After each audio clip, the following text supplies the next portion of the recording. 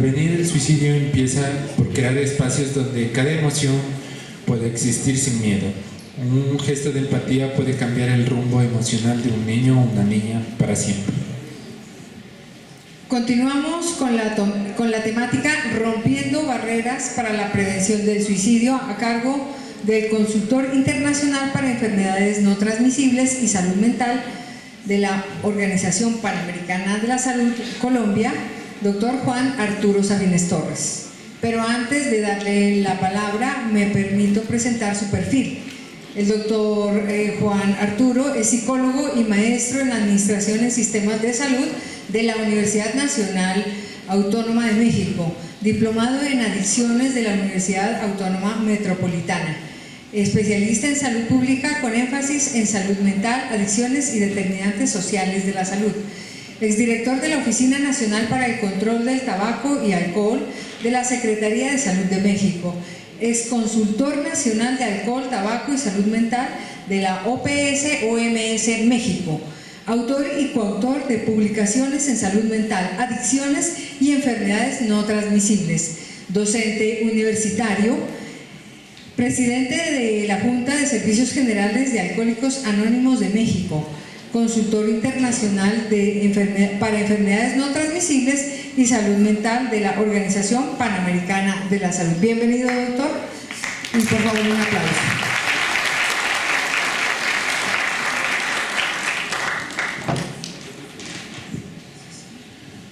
Hola, buena tarde otra vez, un gusto saludarles a todas y a todos. Es difícil decir algo mejor después de lo que acabamos de ver con el grupo Dejando Huellas, porque son ese tipo de experiencias las que más ejemplifican y las que más ilustran. Pero trataré de dar un concepto global, general de lo que ocurre en materia de suicidio y de las estrategias para prevenir, desde un enfoque más hacia la política pública, hacia las recomendaciones que tienen que hacer las familias y propiamente los individuos. En términos generales, ¿hacia dónde apunto? ¿Para acá?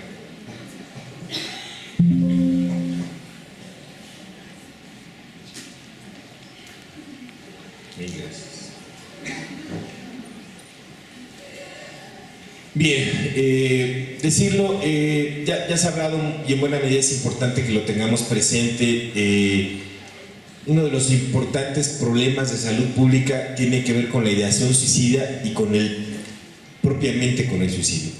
Tiene que tomar relevancia y es lo que ha venido llamando cada vez más la atención la Organización Mundial de la Salud, de que es un problema que requiere atención inmediata por parte de los estados, de los gobiernos, tanto gobiernos federales, gobiernos estatales, departamentales, municipales. Es una necesidad urgente que requiere atención. A nivel general, en el año 2019, 700,000 personas murieron por suicidio. Es decir, 1.3% de las muertes que ocurrieron en 2019 fueron en suicidio. Hay que decirlo, mayoritariamente es en hombres más que en mujeres, y por supuesto se produce mucho más en países de ingresos bajos y medianos. Hay que decirlo también, el 58% de los suicidios se produjeron antes de los 50 años, y en el caso de la población entre 15 y 29 años es la cuarta causa de muerte. Para la región de las Américas, hay que decirlo, la Organización Panamericana de la Salud desde el año 2000 ha presentado una serie de informes al respecto de cómo está este panorama en la región. Periódicamente, en promedio cada 5 años se presenta este informe con datos. Lamentablemente mucho de esto tiene que ser a partir de los registros poblacionales que los países tienen y de lo que se entrega. Hay que decirlo, hay un subregistro en ocasiones de lo que ocurre. Inclusive hay ocasiones que se traslapa la información, por ejemplo en países como en México, donde se vive una violencia fuerte por el crimen organizado. Muchas veces muertes ocasionadas o gestionadas por el crimen son disfrazadas como suicidio, o viceversa, ¿no? Muertes que han sido por suicidio son acuñadas o señaladas como parte de la violencia que se vive por las peleas entre grupos criminales. Evidentemente, la importancia de conocer esto es ir identificando cada vez con mayores elementos aquellos factores que predisponen de entrada las conductas de riesgo, la ideación suicida y por supuesto la culminación del mismo. En el 2021, para la región de las Américas, poco más de 100,000 personas murieron por suicidio, es decir, el número de muertes aumentó un 62% con respecto del año 2000 al año 2021. Entre el 2000 y 2021, la tasa de suicidios estandarizada para la región de las Américas aumentó un 17.4%. Lamentablemente, la región de las Américas fue la única región de la Organización Mundial de la Salud que mostró un aumento. Por supuesto, para que lo sepan, la Organización Mundial de la Salud divide al planeta en 6 regiones y eventualmente la región de las Américas como una sola, desde Estados Unidos, desde Canadá hasta Argentina, se ve. Aquí vale mucho la pena precisar que cuando nosotros revisamos la región, muchas veces se tiene que hacer una revisión que diga América Latina y el Caribe y quitar a Estados Unidos y Canadá, porque muchas veces el incluirlos en ese parámetro pareciera que disminuye ciertas condiciones, porque al ser países de alto desarrollo, de ingresos altos, tienen otro tipo de estadísticas y de estrategias que no son concurrentes con el resto de la región.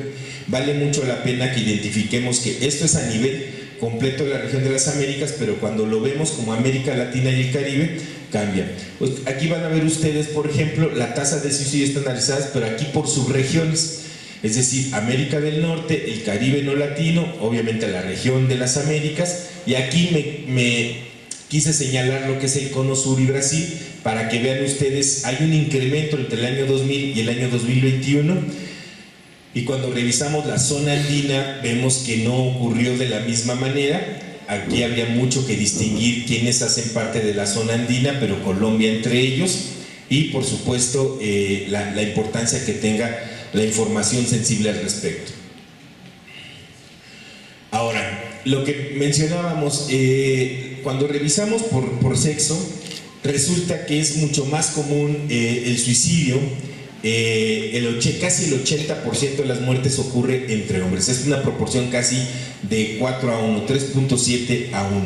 Es decir, 14.66 suicidios por cada 100,000 habitantes en hombres, mientras que en mujeres casi 4 muertes por cada 100,000 habitantes. Lamentablemente, esta es en la proporción general, pero cuando revisamos este comparativo entre el año 2000 y el 2021, la tasa de suicidios en mujeres aumentó más del 23% en comparación con el aumento que tuvo en hombres del 14% para el mismo periodo. Es decir, sigue siendo mayoritariamente en el caso de los hombres, pero la proporción, porcentualmente hablando, ya es mayor en mujeres. Y aquí habríamos que voltear a ver cuáles son esas condiciones que se están dando que han generado que hoy en día exista esta tendencia, hacia dónde va y lo que hemos visto. Hace un rato veíamos todo lo que tiene que ver con el ciberacoso y hoy en día la accesibilidad a redes sociales, a la comunicación inmediata y sobre todo a la construcción de nuevos arquetipos ha generado, por supuesto, nuevos problemas y paradigmas en materia de atención a la salud mental. Es una de las hipótesis que se empiezan a manejar. Ahora, miren, esto es importante también. Las personas mayores de 50 años representaron la mayor proporción de suicidios en la región, el 71% en el caso de hombres y mujeres. Y quiero que miren ustedes la subregión del Cono Sur y Brasil. Vean, esta parte es, aquí dice, más de 75 años. Es de las subregiones la que tiene la mayor tasa de mortalidad por suicidio en personas mayores de 75 años. Algo pasa que al llegar a este estadio de la vida, después de haber transcurrido todo un desarrollo, sobre todo etapas de vida muy productiva, llegas y ya no solamente es una consideración, sino se materializa esa ideación suicida que puedes tener y se concreta. Eso, digo, a todos los que trabajamos en el campo de la salud mental nos debe de llamar poderosamente la atención. Hoy en día la Organización Mundial de la Salud le apuesta cada vez más con mayor importancia al tema de los determinantes sociales. Pero también entra en juego, y no sé si ustedes lo sepan, a partir 2019-2020, empieza a trabajarse más un concepto de determinantes comerciales de la salud. Es decir, aquellos factores económicos que establecen muchas veces paradigmas y arquetipos de conducta asociados, por supuesto, a conductas de consumo. El tener, el poseer. Simplemente, si nosotros volteamos a ver cuestiones tan cotidianas como el hecho de que una gran cantidad de actividades lúdicas, recreativas o deportivas ya se han corporativizado. Los torneos, las ligas de fútbol ya tienen el nombre de alguna marca, un banco, una cervecera. Los estadios o los lugares dejaron de tener nombres de personajes reconocidos para tener nombres de marcas.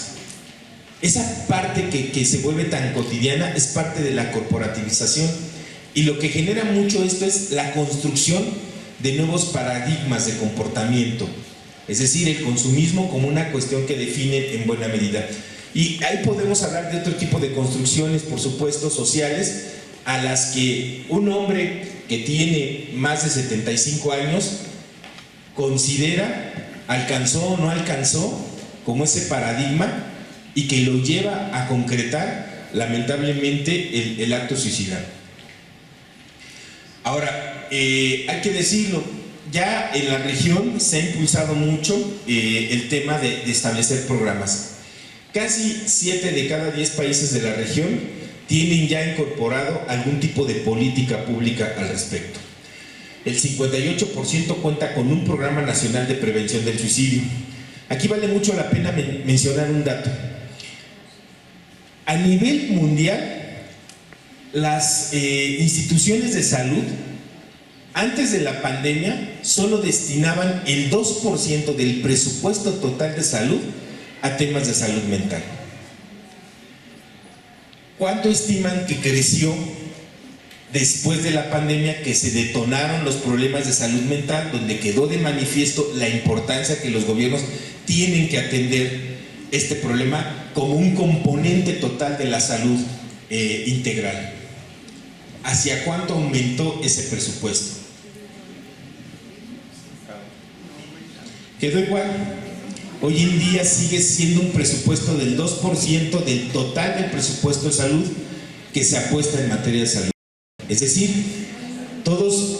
creo que todos los que estamos aquí somos conscientes que la pandemia detonó y puso de manifiesto y puso en la visión de la mayor parte de la población la importancia y la trascendencia que tienen los temas de salud mental. Y sin embargo, presupuestalmente no se ve así. No en todos los casos, hay que decirlo. Por ejemplo, en el caso de Colombia, este año se sancionó una nueva ley de salud mental. Y esa ley de salud mental vino de la mano con un crédito millonario para el país, para impulsar la creación de la Red Nacional Mixta de Servicios de Salud Mental, lo cual es una maravilla. ¿Por qué? Porque una de las recomendaciones de la Organización Mundial de la Salud es decir, vamos a invertirle a la salud mental comunitaria, dejar de tener este paradigma asilar de decir, vamos a internar a las personas que tienen problemas de salud mental y aquí las vamos a recluir. Dejar eso completamente de lado. Es decir, para que una persona pueda y alcance con mayor éxito la probabilidad de una reinserción social, tiene que tratarse en el contexto mismo en el que se da el padecimiento. Y eso es importante, por eso la creación de esta red mixta que establece centros de referencia de salud mental es una apuesta justamente de salud mental comunitaria. Y es parte de ese decir, en este 58%, y miren que este dato es previo a este año, es decir, viene de datos del 2024, que tiene información relativamente cercana hasta el 2022. Ahora, el suicidio de niños, niñas y adolescentes. Hay que decirlo, de acuerdo al Atlas de Salud Mental, más del 20% de los niños han padecido a lo largo de su vida una enfermedad mental. Y globalmente estos trastornos afectan entre el 10 y 20% a los menores de 18 años. Es una realidad, es una cuestión tal cual. Recordemos que la salud de inicio es un bien intangible, porque no puedes decir dame 10 litros de salud o 5 tomos de salud, ¿no? ¿Cuándo valoramos la salud? cuando la perdemos, cuando nos enfermamos, que decimos, ay, no vuelvo a comer ahí, ahora sí, no vuelvo a comer ahí, ¿no? O este año sí me voy a abrigar bien, no me vuelvo a enfermar, no como la vez pasada. Y estamos hablando de la salud física, fisiológica. Imagínense, la salud mental es mucho más intangible todavía. Ahorita que veíamos los testimonios del grupo Dejando Huellas, pensemos cuántas veces se le enseña apropiadamente a un niño a reconocer sus emociones, sus sentimientos y cómo lidiar con ellos. Para la salud bucal van a las escuelas, les enseñan a cómo cepillarse la boca, cómo utilizar la higiene, cómo, cuando vino la pandemia, cómo lavarte las manos, la distancia que tienes que tener. Y cuando trabajamos cuestiones de salud emocional, de salud mental con los niños, a empezar a enseñarles, cuando además, hay que decirlo, tienen a la mano con el celular de mamá, de papá, acceso a una cantidad de información bárbara. Hace rato les platicaba a las compañeras, no sé si ustedes vieron un caso muy sonado el año pasado, de un canal de YouTube, que estaba en YouTube Kids además, ¿no? De una marioneta, un dragón, que les enseñaba a los niños a cómo desvivirse, que les enseñaba cómo atentar contra sus papás y cómo además hacer prácticas como cuestiones irracionales de conducta. Bueno, eso está al alcance de un niño que no tenga una supervisión parental. Eso es una realidad. Entonces, contra eso estamos, y por supuesto que es importante entender que hace parte necesaria de las políticas públicas atender en los sistemas escolarizados, donde tenemos la mayor posibilidad de acercarnos a los menores, trabajar cuestiones de educación emocional. Además, hay que decirlo, los niños fueron uno de los grupos que se expusieron a mayores consecuencias como resultado del confinamiento por COVID-19. Esta es una realidad, porque además de todo lo que pudieron haber vivido, como la exposición a efectos físicos, ver a tu abuelo, a tu abuela enfermar, no poder acercarte, no poder despedirte, ver a tu mamá, a tu papá, muchos de ellos vivieron episodios de violencia o fueron víctimas de violencia. Se dispararon los casos de violencia doméstica durante el confinamiento y muchos de esos niños fueron testigos o inclusive víctimas de ello. Y el hecho de no poder acudir a tu escuela, de no compartir con tus compañeros, todavía se sigue hoy en día en esa evaluación del impacto que tendrá en el mediano y largo plazo esa generación. No solo de menores, por supuesto, también o de niños, sino también los adolescentes. ¿Cómo está la tasa de suicidio de niños y niñas adolescentes en la región de las Américas? Bueno, miren, en el caso de Colombia está justamente con 2.0 por cada 100,000 habitantes. Es decir, no está en los países que tienen mayor tasa de suicidio para menores. Está en ese rango, afortunadamente no en los más altos, pero está en un promedio, en un quintil medio. Ahora, me preguntaban hace un rato, ¿se pueden identificar los factores de riesgo? Por supuesto que cada vez es más contundente la evidencia al respecto. Y aquí es fundamental, y sobre todo celebro enormemente que haya muchos jóvenes que se investigue, que se invierta en la investigación, hacer justamente análisis multifactoriales, por supuesto metaanálisis de toda la evidencia que ya hay para poder identificar. Pero hay que decir, la identificación oportuna de los factores de riesgo permite detectar a quienes vivencian o presentan situaciones que comprometen su bienestar. Recuerden esto, la cara de la depresión o de la ideación suicida no es el estereotipo o el arquetipo que pensamos. Aquí, en esta reunión, puede haber personas que tengan una condición de riesgo porque tengan una ideación al respecto. Es una realidad y los vemos a todos interesados en el tema. Y enhorabuena. El mejor ejemplo de ello, no sé si ustedes recuerdan al actor Robin Williams, ¿no? Todavía previo a su muerte por suicidio, en una entrevista lo ves bromear, hacer chistes, jocoso como era. Y tú no cruzaría por tu cabeza que esa persona está atravesando por un problema de suicidio, de ideación suicida. Porque el rostro no es aquel que queremos construir, ¿sí? es detectar esas señales oportunamente. Para esto, por supuesto, hay todo un modelo ecológico que nos dice los factores de riesgo que se pueden dividir y clasificar en ambientales, familiares e individuales.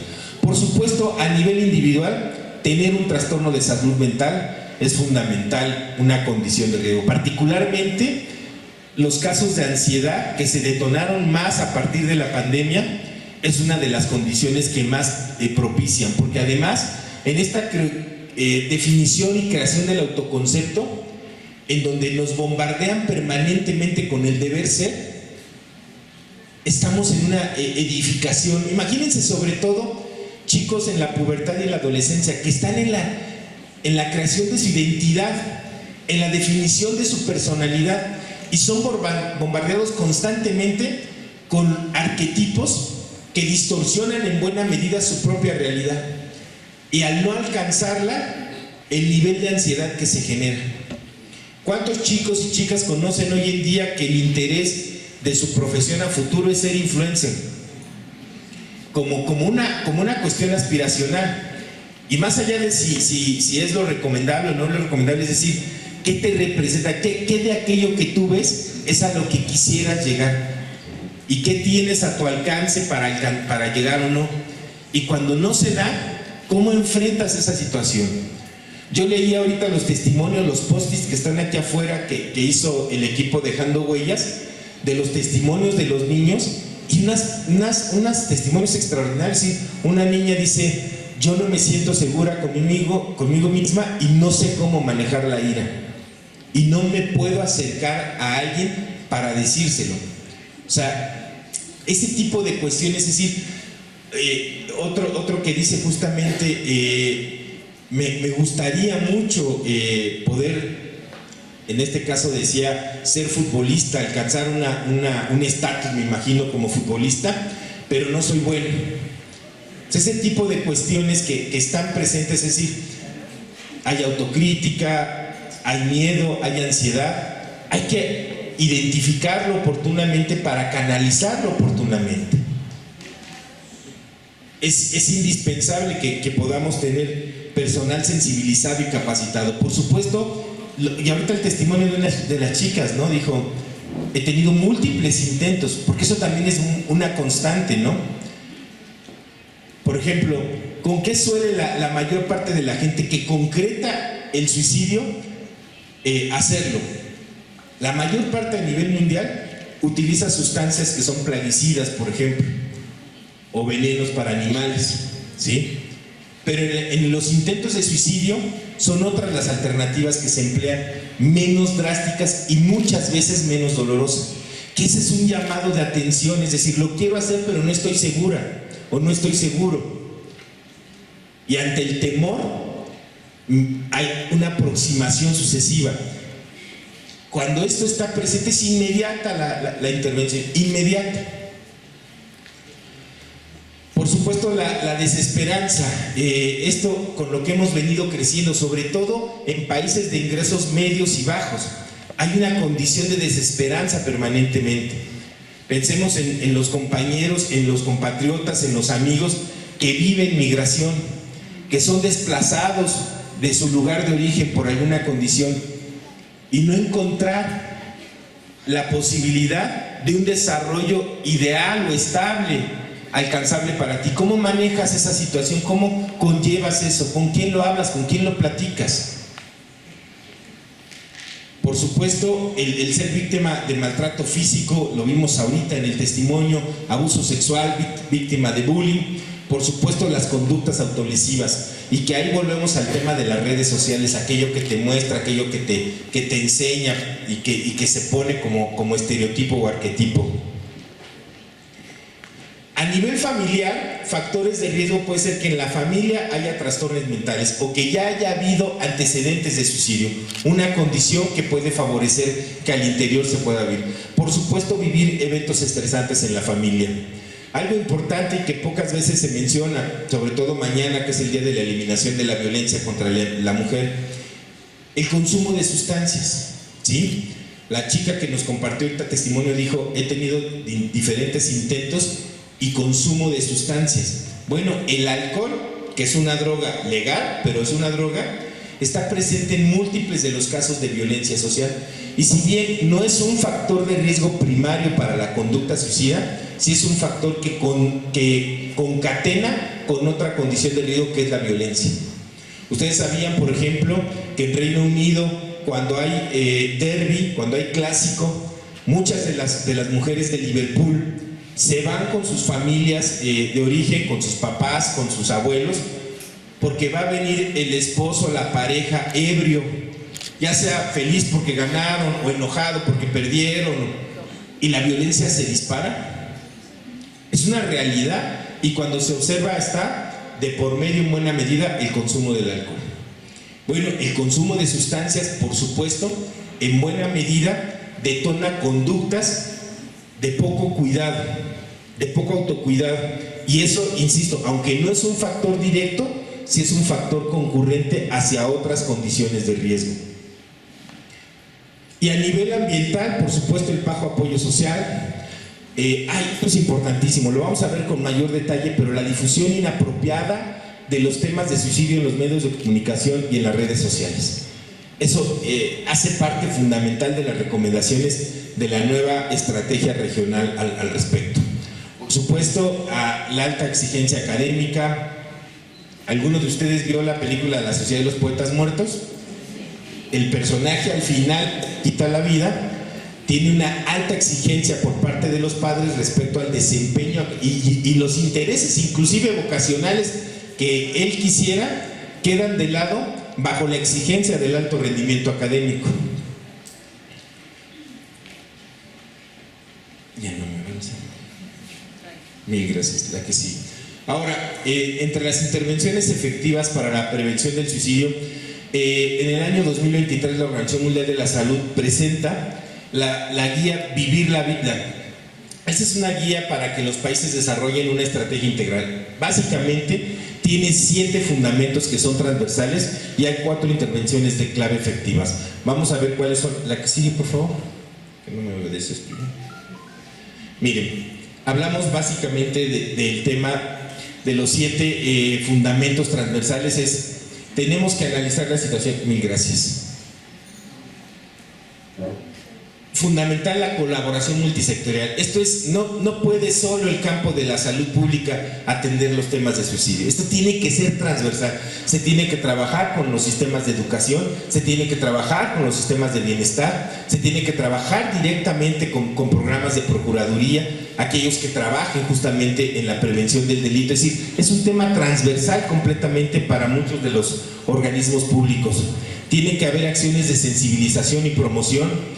Tienen que desarrollarse capacidades sobre todo de respuesta pública, por supuesto con docentes, con personal de la atención primaria en salud, por supuesto en los centros sociales. Tiene que haber un trabajo y desarrollo de capacidades. La detección temprana es fundamental. Una anécdota personal: en el año 1999 yo trabajaba en un centro de adicciones y había tenido un chico que había trabajado conmigo, tenía 15 años y tenía un consumo fuerte de cocaína. Trabajamos muy bien durante un tiempo, tuvo completamente remisión de la conducta de consumo. Lamentablemente la mamá se pelea con el papá y se va el papá de la casa, y el tema lamentable es que se cambian de casa, se cambian de domicilio y se van a una zona de alto riesgo. El chico ya en una zona muy violenta retoma el consumo y se inicia fuerte en el consumo de otro tipo de sustancias. Al tiempo, la mamá desesperada lo interna. En México son muy comunes lo que se conocen como anexos o granjas, que son centros de la sociedad civil, no de gobierno, no de iniciativa privada, sino de sociedad civil, que mete en una especie de encarcelamiento, porque se llaman de puertas no abiertas, es decir, van en contra de su voluntad, muchas veces porque la familia desesperada pide apoyo y los encierra. Y el chico estuvo en este proceso, en donde además era un centro donde le manejan lo que ellos llaman la terapia autodestructiva, es decir, hacerte sentir tan mal y tan culpable por la conducta que tienes que nunca quieras volver a repetir esa conducta. Entonces, eso fue destruyendo fuertemente a un chico que estaba frágil emocionalmente, socialmente, y el tema es que al interior de ese centro, él tuvo un intento de suicidio. Un día que no se dieron cuenta, imagínense nada más la irresponsabilidad, lo dejaron encargado de la farmacia del lugar. Porque obviamente tienen que tener botiquín para todo el manejo del síndrome de abstinencia, todos los que están. Y él, que ya llevaba 3, 4 meses ahí, lo consideraban pues responsable y lo dejaron. Y en el primer descuido tiene un intento de suicidio. ¿Qué hicieron estos tipos? Espantados porque se fuera a morir ahí, le hicieron lavado de estómago con leche, mucha leche, y lo sacaron y lo dejaron en la calle. El chico, entre su vaivén, se acordó de que yo lo ayudaba y me fue a buscar al centro en el que yo estaba. Y llegó. Para mí fue un shock, porque de la cara de niño que tenía al rostro que había cambiado, adusto, desgastado, serio, me impresionó.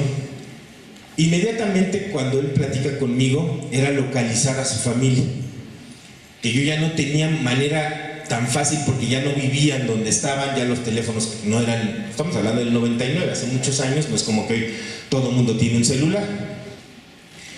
Y lo que urgía en ese momento era referirlo. Para mala fortuna de la situación, era Semana Santa, y Semana Santa en México, el día miércoles es el último día que se trabaja porque jueves y viernes santo no hay actividad. Y hay un hospital psiquiátrico infantil, el Juan N. Navarro, y yo hablé para hacer la referencia. Y me dijeron que no lo podían recibir en ese momento, que lo recibían el día lunes.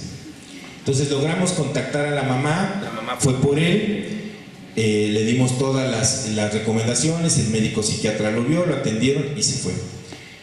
Y yo le di seguimiento la semana siguiente para ver el ingreso, pero él nunca llegó. Y al tiempo, la mamá fue a verme y ese fin de semana él se quitó la vida.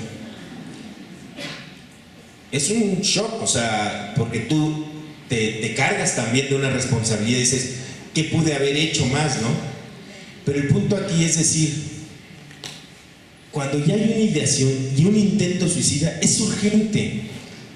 Yo entiendo las condiciones de horarios y todo en el sistema público, pero era urgente que lo recibieran en ese momento porque ante esa situación, y era un llamado de ayuda, o sea, levantó la mano y dijo, necesito ayuda, y se la postergamos, ¿no? Ese tipo de situaciones, por supuesto, son de las que alcanzamos a ver como profesionales, pero hay muchas que no llegan, y muchas en las que evidentemente el desarrollo de capacidades del personal es fundamental, la sensibilización al respecto. Obviamente el financiamiento y tener, y esto es importante decirlo, es una carencia no solo del sistema público de la región, sino de casi todas las regiones, es decir, la falta de vigilancia y monitoreo. Tenemos que tener sistemas, idóneamente un expediente universal que nos permita tener verdaderamente información de primera mano de cada paciente. Ahora, ¿cuáles son las 4 intervenciones? Número 1, limitar el acceso a los medios de suicidio. Número 2, interactuar con los medios de comunicación para una información responsable. Número 3, desarrollar aptitudes psicoemocionales para la vida en los jóvenes. Y 4, detectar a tiempo a todas las personas afectadas. Vamos a ver en el caso de limitar el acceso a todos los medios. Es indispensable, es decir, por ejemplo, en países de ingresos altos, ¿cuál es como el mecanismo o la herramienta más utilizada para el suicidio, para quien lo concreta? Armas de fuego. ¿Sí? Porque además hay otro tipo de política, hay otro tipo de situación. Bueno, entonces, el limitar el acceso a las armas de fuego hace una diferencia enorme, porque si la ideación no me da el elemento inmediato, puedo postergar esa decisión que eventualmente puede salvarme de tomar la decisión fatídica. Por supuesto, en el caso, sobre todo, en la región es muy común el caso, insisto, ya decía, sobre todo en las adolescentes del sexo femenino, el tomar medicamentos. El tomar medicamentos como una especie de sobredosis, porque no quiero que me duela. Sí, o sea, parece una incongruencia, pero es una realidad. Entonces, el que en la familia haya un control, no sé si ustedes han visto que hay muebles, por ejemplo, que para el botiquín tienen llave, para que los niños no abran justamente. Bueno, el limitar el acceso hacia eso, sobre todo cuando en la casa hay medicamentos de tipo psicotrópico, que tienen que ver justamente con tratamientos para personas que tienen algún problema mental, es fundamental, ¿sí? Es esencial. Evidentemente, pues quienes utilizan otro tipo de productos es limitar en buena medida la venta de este tipo de productos que de repente parecieran tan sencillos como vamos a usar plaguicidas y no se pueden vender a menores de edad, es parte de limitar ese acceso a ese tipo de productos. Es decir, hacer que sean difíciles de conseguir, porque da un tiempo para que la persona pase la crisis aguda antes de tomar la decisión fatal. Y esto es indispensable, miren, interactuar con los medios de comunicación. Cada vez más en la región se llevan a cabo talleres para periodistas sobre cómo abordar los temas. No mostrar las imágenes gráficas de lo que ocurrió, de lo que aconteció, no ser descriptivos en el método, en lo que se utilizó, es esencial. Mucha gente, sobre todo personas que estén en esa condición de riesgo, están viendo y a veces ideas que no tenían se vuelven un referente. Voy a poner un ejemplo. Hace muchos años, cuando se hablaba de prevención del consumo de drogas, hablabas de cada droga y de lo que el efecto tenía. Después todo ese modelo cambió porque eso era una condición del... Porque el niño que no sabía lo que hacía la cocaína, lo que no sabía que hacía la cannabis, de repente se enteraba en esas acciones preventivas. Bueno, de la misma manera ocurre con el tema de los medios y la información al respecto del suicidio. Es decir, los informes pueden contribuir directamente a incrementar el caso por la imitación. Es una realidad. También aquí es muy importante enseñarles a que difundan historias donde se puede buscar y conseguir ayuda. Y aquí hay que decirlo, lo que está haciendo Dejando Huellas es parte de la recomendación. Testimonios valientes de aquellos chicos que han superado se vuelven un ejemplo para esa desesperanza de que sí hay una alternativa y que esas opciones que nunca cruzaron por mi cabeza pueden estar más cerca de lo que yo pensaba. Ese tipo de historias son las que tienen que llevarse. Hay, insisto, ya cursos para medios de comunicación para trabajarlo. Obviamente desarrollar las aptitudes socioemocionales en los adolescentes. Para esto es importante, es decir, cada vez más hay elementos y recursos. Quien no lo sepa, la Organización Panamericana de la Salud tiene un campus virtual de salud pública. Todos pueden entrar al campus virtual de salud pública e inscribirse en los cursos que hay. Hay muchos cursos en materia de salud mental y todos al final te entregan un certificado. Obviamente tienes que ser constante al respecto. Pero ahí hay mucho de lo que hoy estamos hablando, hay muchos recursos para quien quiera y es completamente gratuito.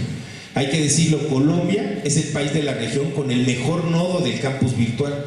Tenemos 6 universidades con las que trabajamos y hemos desarrollado cursos que de inicio surgieron para el país, pero que hoy en día algunos de ellos ya son para toda la región.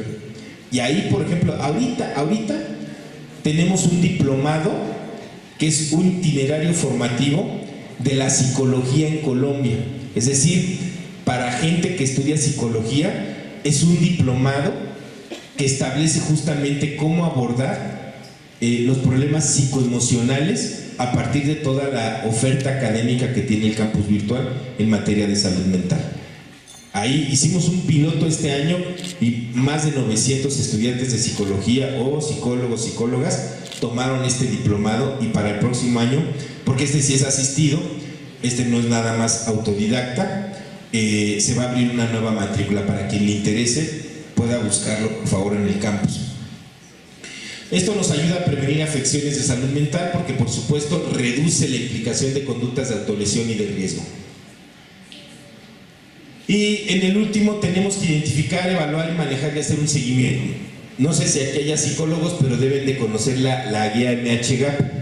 La MHGAP justo surge y el curso está en el campus virtual de la OPS. Hoy en día el ministerio que ha creado esta Red Mixta Nacional de Salud Mental está capacitando a sus especialistas con base en la guía MHGAP. Ya es una segunda generación, es decir, de las que capacitó y certificó la OPS.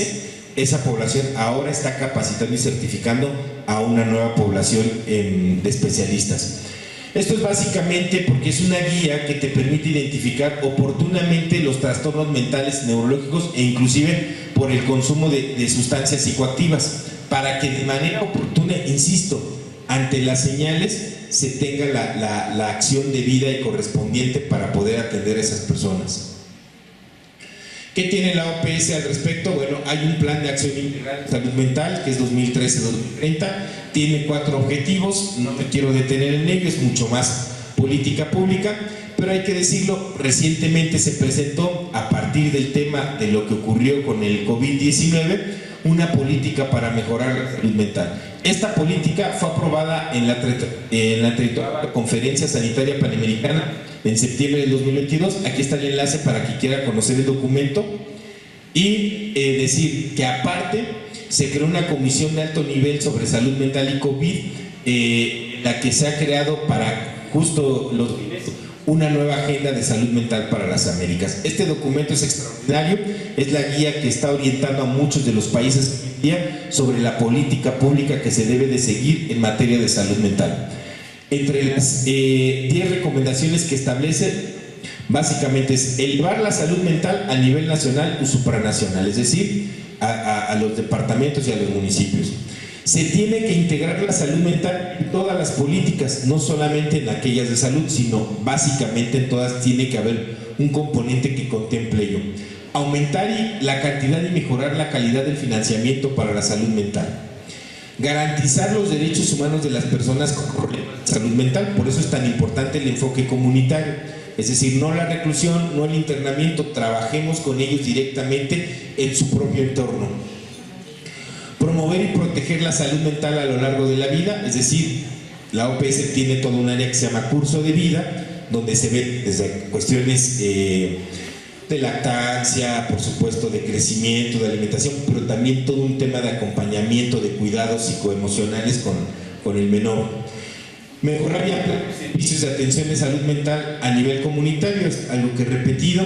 Fortalecer la prevención del suicidio, es decir, hay una orientación concreta sobre estrategias que están sustentadas en evidencia para prevenirlo y actuar sobre los factores de riesgo, fundamentalmente la formulación de estrategias nacionales correspondientes. Hay que adoptar un enfoque transformador frente a las cuestiones de género en pro de la salud mental, principalmente todos los temas de violencia con enfoque de género, que es indispensable que se aborden y se atiendan. Abordar el racismo y la discriminación racial como importantes determinantes de la salud mental. Y aquí aplica mucho no solamente la discriminación racial, sino también la discriminación económica por condición o clase social, que lamentablemente se da también mucho en los países de la región. Y sobre todo, particularmente para si hay jóvenes universitarios, mejorar los datos de investigaciones en salud mental es fundamental.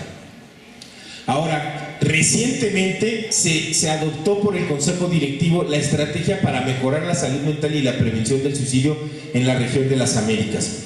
Este pasado 10 de septiembre se presentó ya esta estrategia aprobada y presentada, y en el enlace que ven ustedes aquí van a encontrar todo lo que habla al respecto de la estrategia. Otra acción que recomiendan, sobre todo en algunos países, particularmente de Oriente Medio, que se despenalice el suicidio o la ideación suicidia, es decir, porque lamentablemente hay países donde la conducta de intento suicida es penalizada, y ahí muchas veces la gente evita buscar ayuda para no llamar la atención, y por supuesto la ansiedad, la angustia al respecto sigue en crecimiento y no hay una contención adecuada al respecto. Entonces, fundamental eliminar esto como política pública de aquellos países. Hay otros recursos adicionales que les recomiendo. Aquí está todo el enlace para que ustedes puedan encontrarlo, los cursos, las herramientas que tenemos, las campañas al respecto. Ahora, solo para colofón, este año 2025, el Día Mundial de la Prevención del Suicidio, se estableció como lema cambiar la narrativa. ¿Qué es lo que queremos? Fundamentalmente hacer que la comunidad especializada ayude a la transmisión del mensaje de que el suicidio se puede prevenir y que tenemos la capacidad de cambiar esa narrativa al respecto. Número 1, inspirar a individuos, comunidades, organizaciones y gobiernos para tener discusiones abiertas y honestas sobre el suicidio y el comportamiento suicida. Ahí vale mucho la pena este tipo de testimonios exitosos, fundamentales, que son un arquetipo positivo de lo que queremos inspirar. Crear una sociedad más solidaria y compasiva en la que el suicidio se pueda prevenir. Para esto, ¿qué pueden hacer las personas? Número 1, comunícate con tus seres queridos. Aprende a esforzarte en ser escuchado, en hacerte valer, en encontrar un espacio para que aquello que estás sintiendo, aquello que estás pensando, lo puedas manifestar. Considera la posibilidad de acceder a oportunidades de formación y prevención. Casos como los testimonios que vimos ahorita son idóneos. La chica que dijo, me ven como una mamá, me ven como una... es idónea justamente para fortalecerla, para adiestrarla, para habilitarla, porque tiene toda la sensibilidad al respecto para poder ser un agente positivo de cambio y una historia de vida fundamental e inspiradora. Comparte tu historia para inspirar a otros a buscar ayuda, insistir en esto, eso mueve mucho más. Podemos tener 10 pláticas de este estilo, pero los testimonios que nos dan son mucho más poderosos al respecto, sobre todo cuando son hacia pares, hacia la población misma que queremos alcanzar. Promover la concientización sobre la salud mental dentro de tu comunidad, una parte fundamental. ¿Qué pueden hacer las comunidades? Por supuesto, organizar eventos para educar a las personas sobre la importancia de la salud mental. Buscar y generar, proporcionar recursos que brinden información sobre los servicios de salud mental locales. Crear espacios seguros para que las personas puedan hablar abiertamente sobre los problemas de salud mental. Esto de crear grupos de autoayuda o de ayuda mutua es fundamental, sobre todo cuando se da este tipo, a lo mejor no ha habido un intento de suicidio, pero sí hay un tema de manejo de ansiedad, de ideación suicida, que podemos, sobre todo en muchos espacios, generar para que los jóvenes encuentren una alternativa, o incluso los adultos, por supuesto, porque ya veíamos en el caso de los países de bajos ingresos que terminan siendo muchos los adultos quienes llegan. ¿Qué pueden hacer las organizaciones? Facilitar el acceso a sesiones de educación y capacitación, por supuesto implementar y promover políticas públicas y financiar organizaciones de salud mental. Yo les platicaba, afortunadamente, y esto lo digo para todos los interesados en el tema, cada vez más hay lo que se conoce como organizaciones de segundo piso, es decir, organizaciones internacionales que financian proyectos de salud mental en países de bajos ingresos o ingresos medios. Hay muchas organizaciones, Canadá, Reino Unido, tienen programas muy activos, Suecia. Ustedes pueden buscar, como por ejemplo la Fundación Botnar, se dedica trabaja en Colombia actualmente, dan apoyos, el CAF, y ahí se lanzan convocatorias. Y lo que buscan sobre todo es que sean proyectos directos, específicos, que tengan un impacto en cuanto a la población objetivo. Y una de las prioridades ahorita es justamente la prevención del suicidio en jóvenes. Y por ejemplo, algo que se quiere impulsar mucho en la región de las Américas es la prevención del suicidio en comunidades indígenas, en jóvenes indígenas, que es enorme, y Colombia tiene con urgencia que voltear a ver un tema que se está viviendo en ese sentido. Y para los gobiernos, bueno, desarrollar y fortalecer las políticas, asignar fondos para los servicios de salud mental, se integra el sistema en la atención primaria de la salud. Eso es fundamental, eso es un sine qua non. Es decir, si nosotros no hacemos que la atención primaria de la salud sea transversal a la salud mental, no vamos a alcanzar, porque no va a haber centros de salud que nos alcancen para esto. Si ahí directamente donde se atiende la población general no reciben apoyo para manejar estas condiciones de salud mental y psicoemocional, difícilmente vamos a alcanzar a impactar. Tiene que ser ahí fundamental, y es indispensable que todos, enfermeras, médicos, trabajadoras sociales, todos los que trabajan en ese centro de salud de atención primaria, se sensibilicen para que a la primer señal puedan canalizar apropiadamente, derivar apropiadamente a esa persona. Por supuesto, lanzar campañas nacionales y locales para educar al público, fundamental. Estos son parte de los artes que se generaron para decir: queremos esperanza a través de la acción, la prevención puede salvar vidas y que la gente sepa que no está sola. Estos ya son ejemplos directos para trabajar con niños, niñas y adolescentes en el contexto educativo. ¿Qué necesitamos?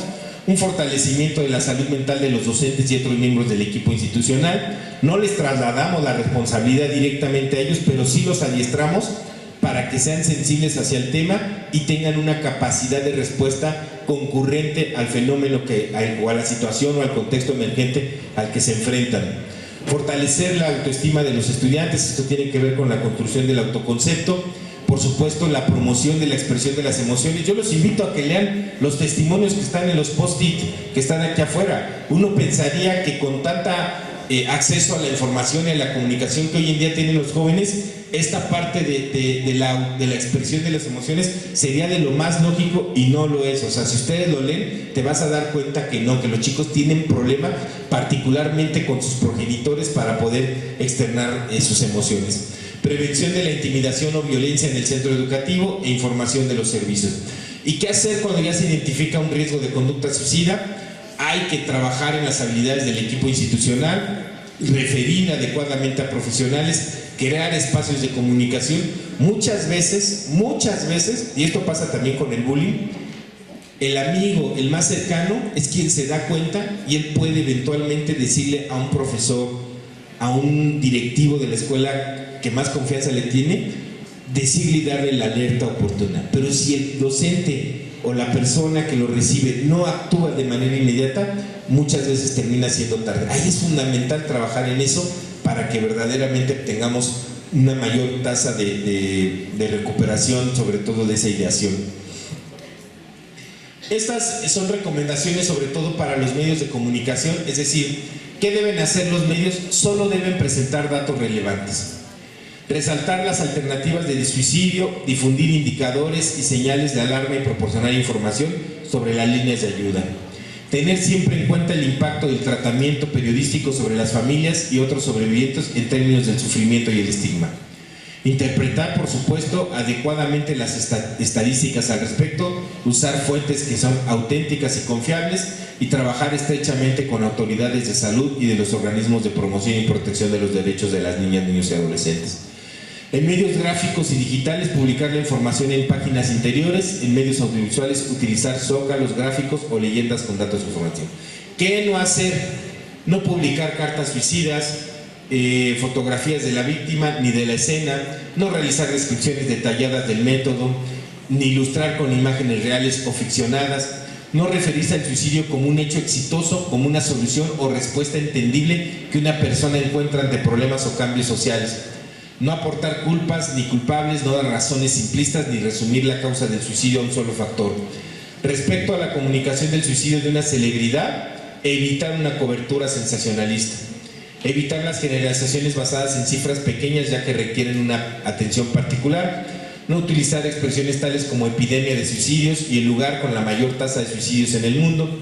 No realizar comentarios espontáneos que muchas veces refuerzan el prejuicio y el estigma. No realizar una cobertura repetitiva y continua del hecho. En los medios gráficos y digitales, no publicar la información en la portada, en la tapa o en el sitio home del portal. En medios audiovisuales, evitar el uso de recursos sonoros que generen un marco de dramatismo y no realizar dramatizaciones de un hecho suicida para ilustrar la información. Ese tipo de recomendaciones son muy claras y son las que se ven directamente en el taller a periodistas por la importancia que tiene cómo manejamos y compartimos la información.